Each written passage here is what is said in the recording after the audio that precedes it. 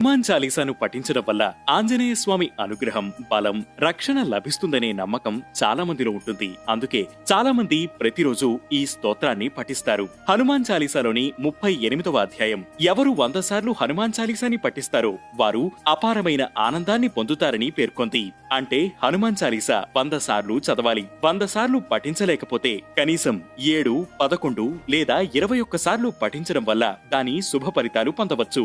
ప్రతిరోజు ఉదయం, సాయంత్రం స్నానం చేసిన తర్వాత హనుమాన్ చాలీసా చదవాలి. అయితే ఖాళీ నేలపై కూర్చుని చదవకూడదు. ఒక ఆసనం వేసి దానిపై కూర్చోవాలి. హనుమాన్ చాలీసా పఠించే ముందు వినాయకుడిని, శ్రీరాముణ్ణి తలుచుకుని ప్రారంభించాలి. హనుమాన్ చాలీసాను చదవలేని వారు ఇతర మంత్రాలను పఠించవచ్చు. ఓం హనుమతే నమః అనుకుంటూ ప్రతిరోజు ఒక జపమాల పూర్తయ్యే వరకు జపం చేస్తే జీవితంలో విజయం సిద్ధిస్తుంది.